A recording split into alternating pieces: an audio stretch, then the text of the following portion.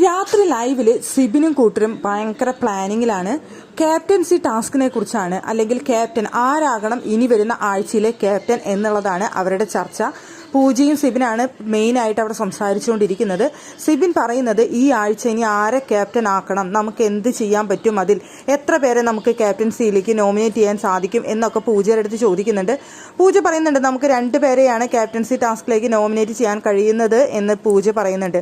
അപ്പോൾ പറയാണ് നമുക്ക് ഒരാളെ ക്യാപ്റ്റൻ ആക്കാതിരിക്കാനായിട്ട് മാക്സിമം ശ്രമിക്കണം, ആ ആൾ ഒരിക്കലും ക്യാപ്റ്റൻ ആവരുത് എന്ന് പറയുന്നുണ്ട്. മറ്റാരുമല്ല, ഗബ്രിയെയാണ് പറയുന്നത്. ഗബ്രി ഒരിക്കലും ക്യാപ്റ്റൻ ആവരുത് എന്നാണ് സിബിൻ പറയുന്നത്. ഗബ്രിക്ക് ക്യാപ്റ്റൻസിയിലേക്ക് മത്സരിക്കാനുള്ള ഒരു ചാൻസ് നമ്മൾ കൊടുക്കരുത്. അപ്പം നമ്മൾ ആരുടെ പേര് പറയണം എന്നുള്ളതാണ് സിബിൻ പിന്നീട് പറയുന്നത്. നമുക്ക് ശ്രീധുവിന്റെ പേര് പറയാം എന്നാണ് സിബിൻ പറയുന്നത്. ശ്രീധുവിനെ നമുക്ക് സജസ്റ്റ് ചെയ്യാം. ശ്രീധുവിനെ പറഞ്ഞു കഴിഞ്ഞാൽ അവിടെ അർജുനും കൂട്ടരും ചിലപ്പോൾ സപ്പോർട്ട് ചെയ്യാനുള്ള ചാൻസ് ഉണ്ട്.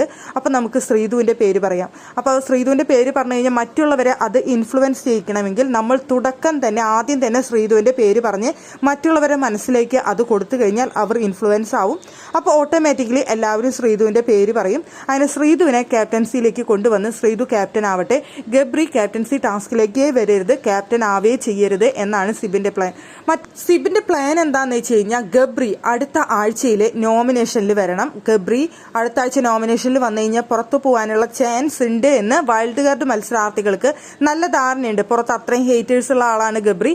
അതുകൊണ്ട് തന്നെ പുറത്തു പോവാം എന്നൊരു ചിന്ത അവിടെയുണ്ട്. അതുകൊണ്ട് അവിടെ ഡെൻ ടീമിലുള്ള എല്ലാവരും വരുന്നതോടൊപ്പം തന്നെ അവിടെ ഗബ്രിയും വരണം.